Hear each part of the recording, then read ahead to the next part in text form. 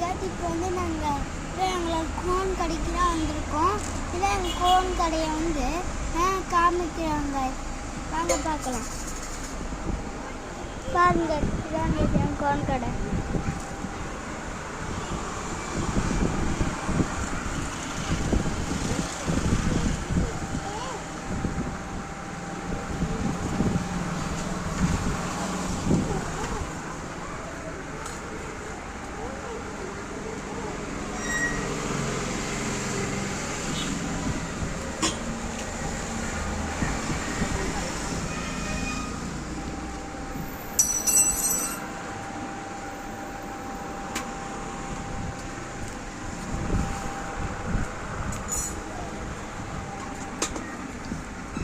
Bye guys.